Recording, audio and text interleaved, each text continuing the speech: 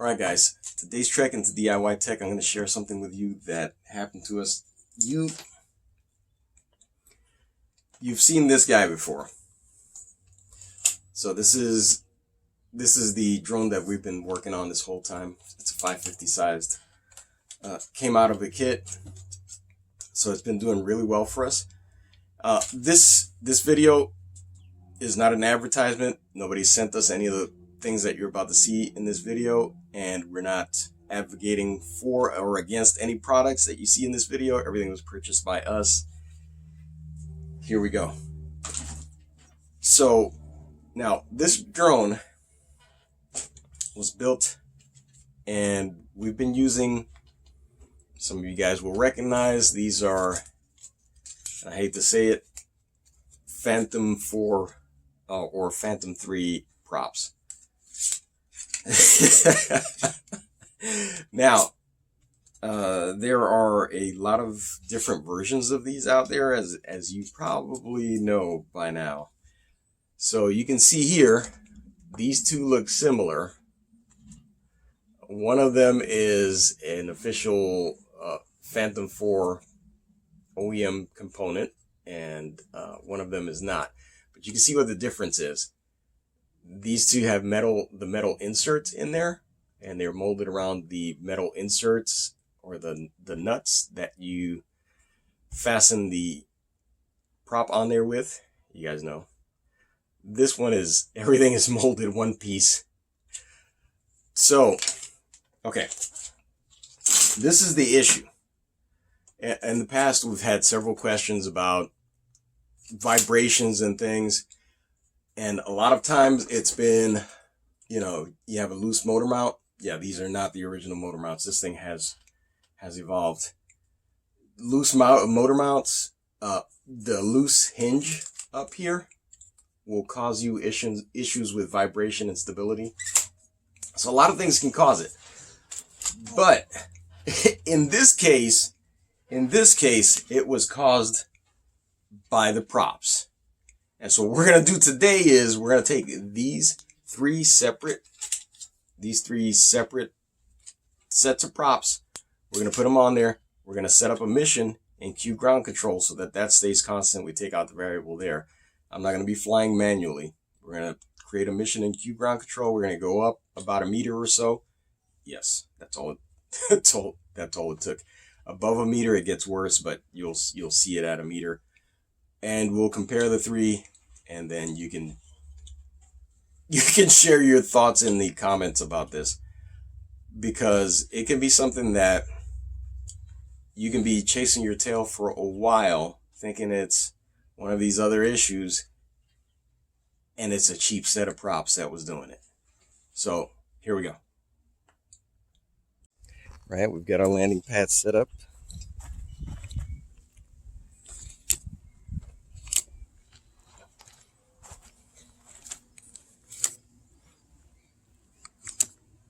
So today we're going to be running without the camera. So we're going to be running sans le camera, and we're not going to be using the FPV. We're just going to, like I said, drop the props on there and take off, hover at about 1 meter, 1.5 meters or so, whatever stays inside the shot. So here we go. Let's get the props.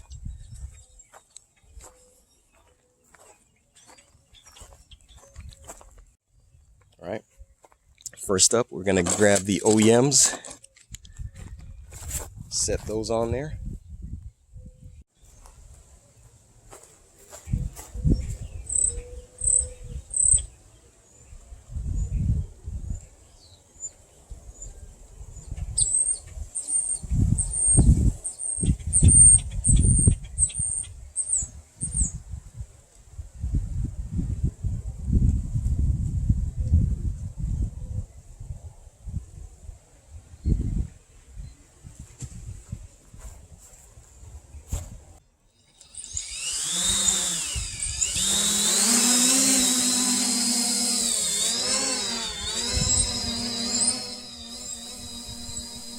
I said I was going to run a cue ground control mission here just to take that variable out, but I didn't want to run the risk of crashing the drone, so I decided to do everything manual from here.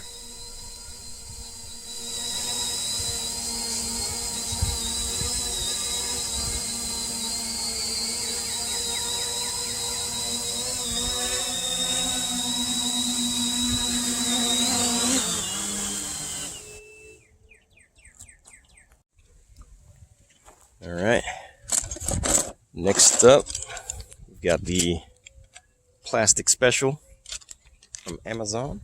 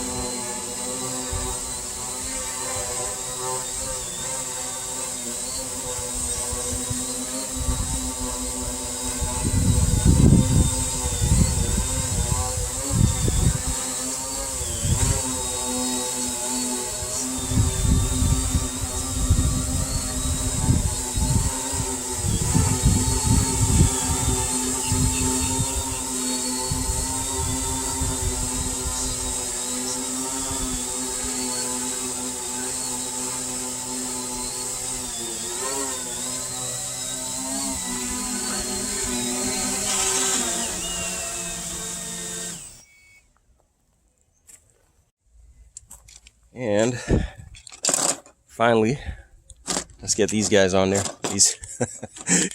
These guys are also Amazon, but let's get these on there.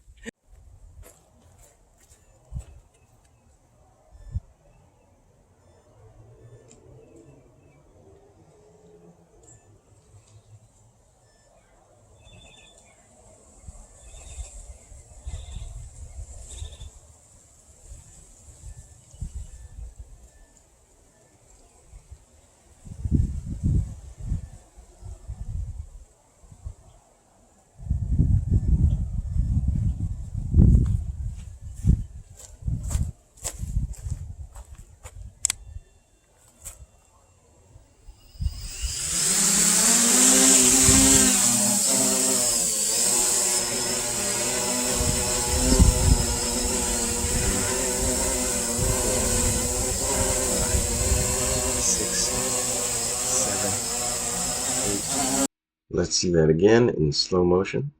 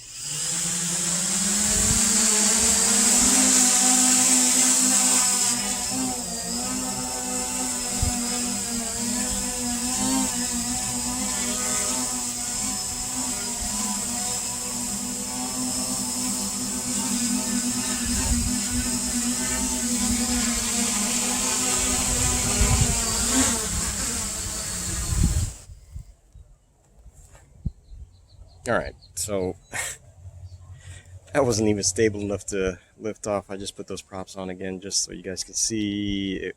It wasn't the drone, it was the props causing that. I have no idea at this point why that is, but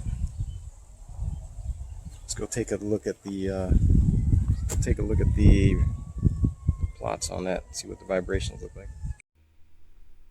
All right, so we're using PX4 flight review for this, and we're just going to take a look at the flight logs from all three sets of props.